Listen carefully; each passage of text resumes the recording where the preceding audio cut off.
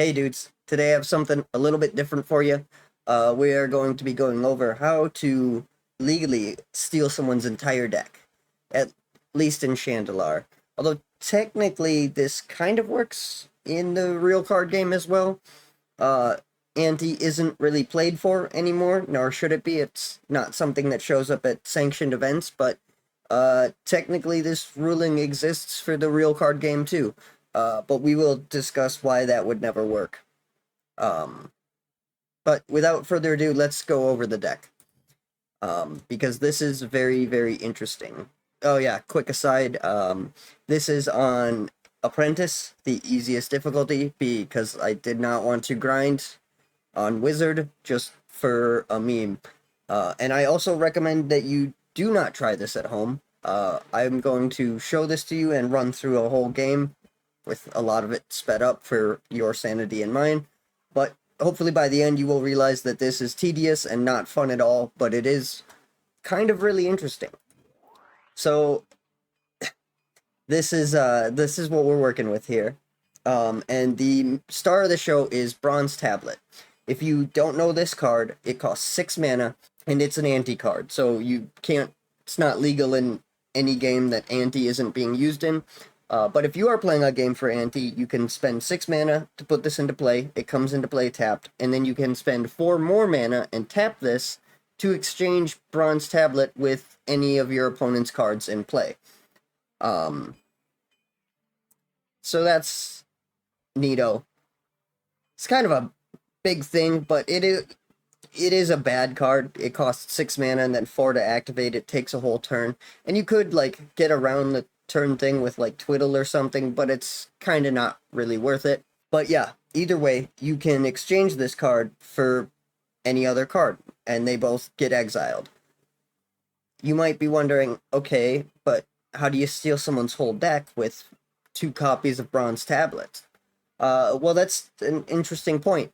There is a ruling, this is on Scryfall, you could look it up yourself, that if the Bronze Tablet gets bounced back to your hand before the stack resolves, or in the case of Shandalar, before the batch resolves, then it goes to your hand and not to your opponent, but you still get their card.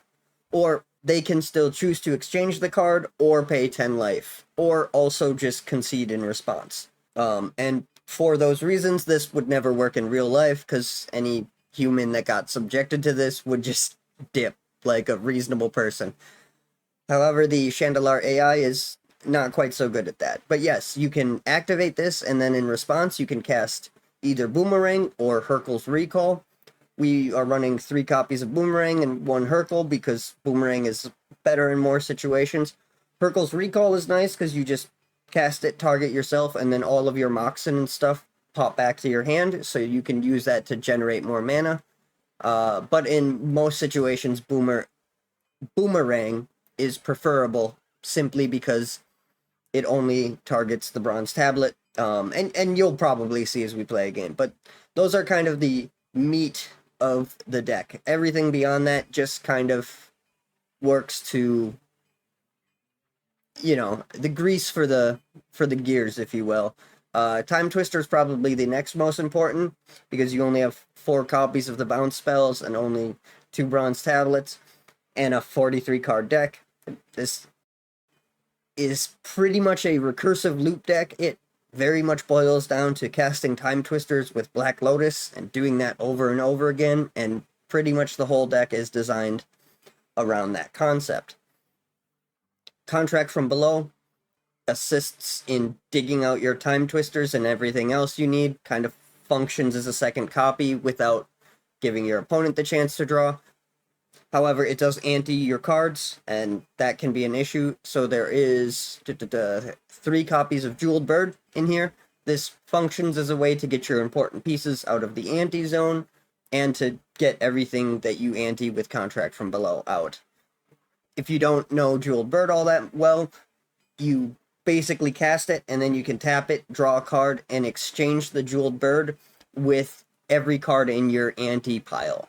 So if you cast 4 Contracts from Below and ante 5 cards, you can cast the Jeweled Bird, tap it, and then those 5 cards end up in your graveyard, and the Jeweled Bird ends up in your ante. Which is really, really funny. Armageddon and Wrath of God are probably sticking out. Those are our two control pieces. They are designed to prevent the opponent from killing you while you dick off with this whole nonsense for 100 million turns.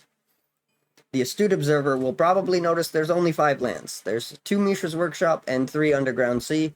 And realistically, if we had more Moxen, we could cut the Underground Sea, but I didn't want to grind any more than I already did. So that's why the Underground Sea are there. The Mishra's Workshop, again, there could be 3. There's only 2 because I did not want to grind more, but 2 of these on the field will just auto-cast your Bronze Tablets, and that's pretty much the entire purpose of them. You can also use them for your Ivory Towers and your Jeweled Birds and your Soul Rings or whatever, but they pretty much just exist to get the Bronze Tablet out, because you will need to cast this a lot, since you need to bounce it after you activate it. The Ivory Towers are there specifically so you do not die while you are fucking around and not playing the game as intended. Beyond that, it's just as much fast mana as we can fit and as much draw power, and then just the key pieces of the deck. So, now that that is explained, without further ado, let's try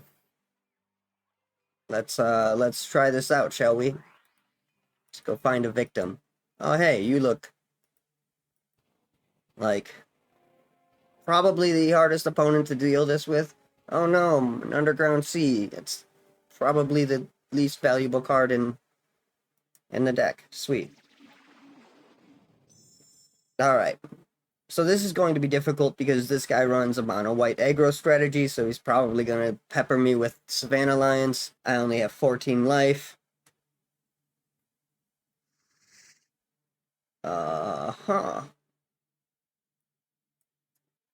Interesting. Now, one thing about this deck, with how it's built, is that pretty much every opening hand is going to look like garbage. You kind of don't care. We start off with a Mishra's Workshop. But beyond that, we'll just kind of vibe. We really just need to draw a Black Lotus. Oh, hey, look at that.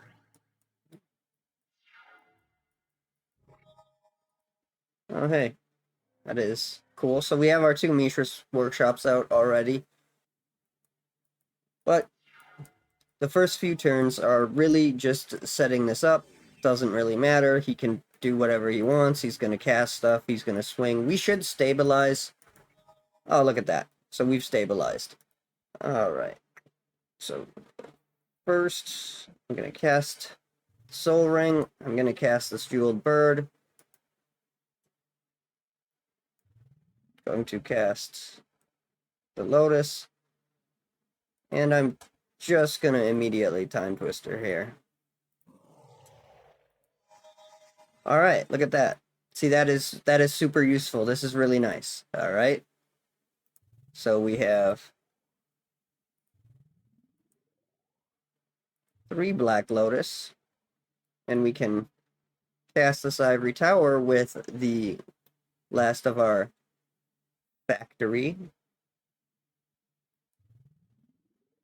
Okay, so I'm going to want to cast the Demonic Tutor.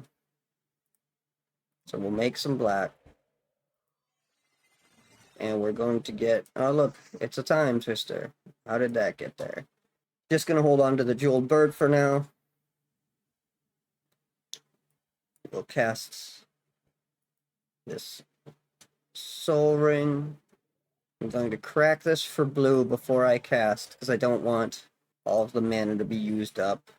So I'm going to tap this Soul Ring, cast the Time Walk, and then, look at that. I have all the mana I need for another Time Twister. Bada bing.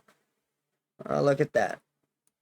So we hit our land drop. We also hit a Mox Emerald, a Mox Pearl, a Mox Jet, and a Black Lotus. Alright. So, now we can hit this Wrath of God. So we can crack this for white. And I guess the Mox Pearl. Kaboom. Yeah, give fuck, nerd. Alright. Then we can crack a Black Lotus for the Time Twister. Oh, look at that, a Black Lotus. That's nice. Boom. Alright, look. A bronze. Oh, wait a second. Trying to keep track of my mana here. It's kind of hard when you're casting 100 Black Lotus spells a turn. Don't forget, we casted a Time Walk this turn, too. So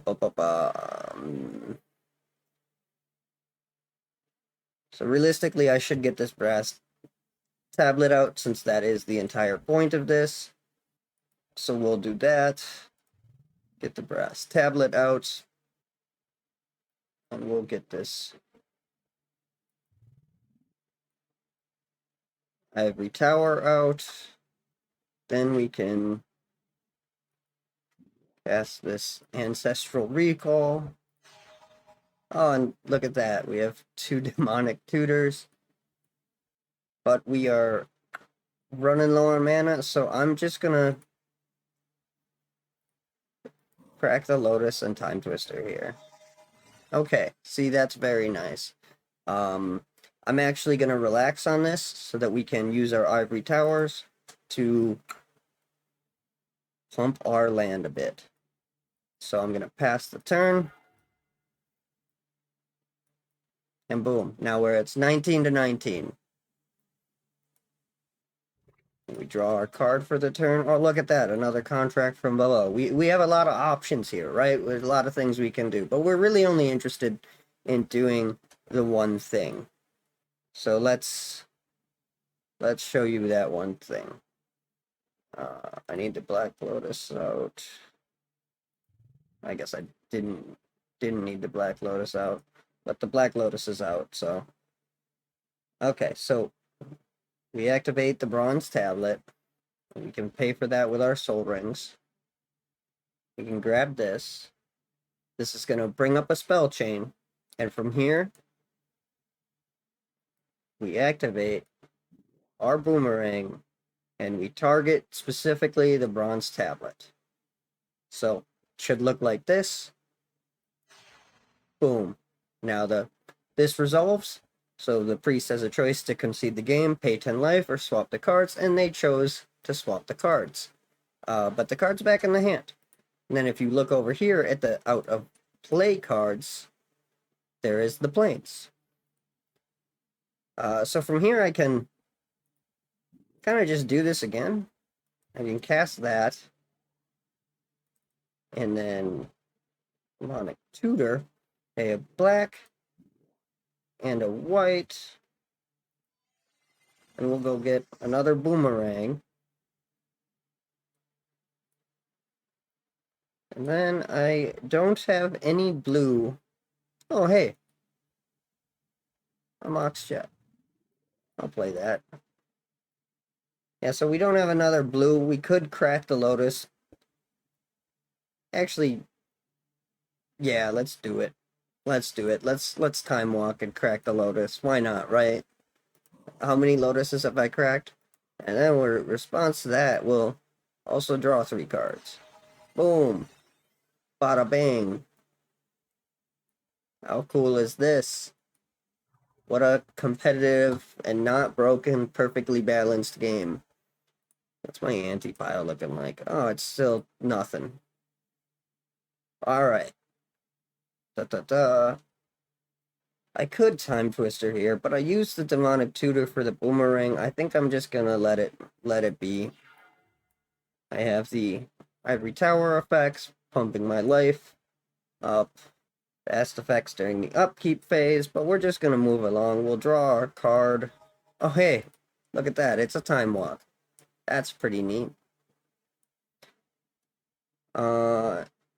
So yeah, anyway, what we can do here is that we can activate the bronze tablet to swap it for this plains.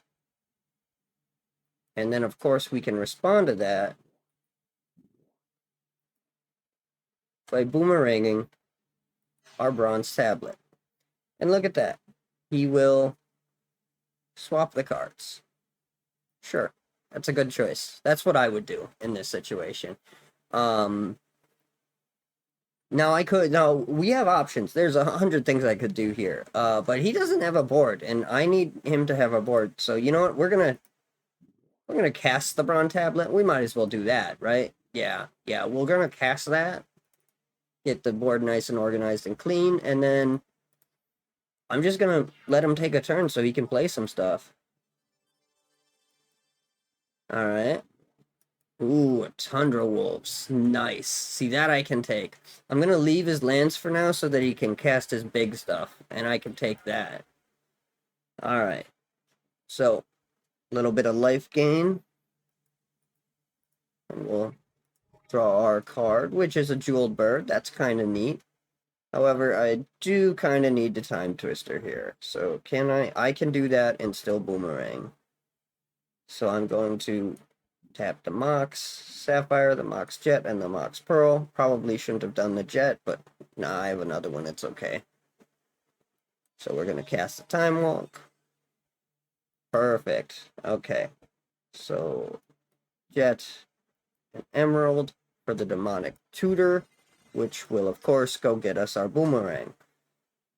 And then, of course, from there, we can simply target this. And then in response to that, go ahead and spend this 2 blue here. Oop, that would have been bad. I think this probably, I haven't tested it, but this probably works the opposite, where he just gets the Bronze Tablet if I bounce his thing back. That would be funny. We're not going to do that. We're going to bounce the Bronze Tablet back. Oh yeah, and he's going to swap the card. Again, solid choice. This guy is a gamer. Hands down. So anyways, we're going to cast a tablet, right? Maybe organize. Then that's kind of it. All I need to do this turn. We're going to just pass it along.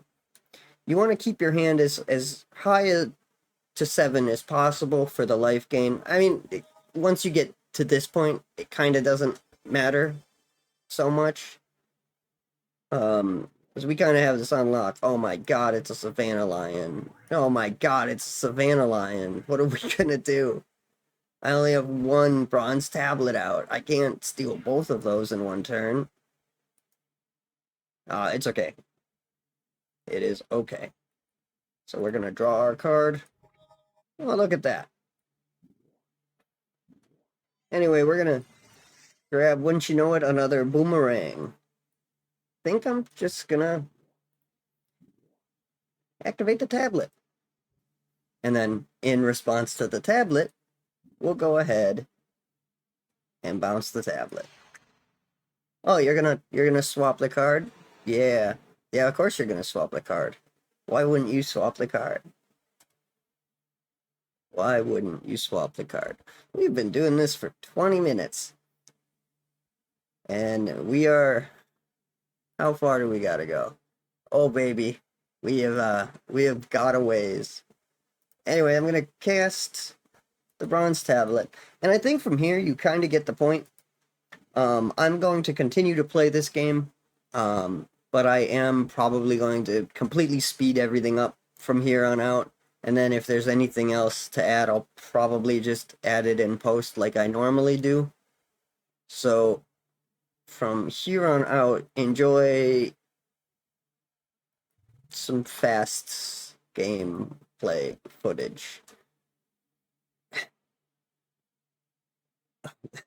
This ridiculous fucking strategy. This is like legal to do. Again, it doesn't work, right? Because like at any point he could just be like, "Get fucked, bro," and walk away from the table. That's you within the rules. You can do that.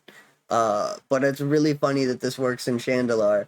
It is tedious though, as you will see. I do not recommend doing this, but I don't know that it is actually possible for me to lose this game anymore.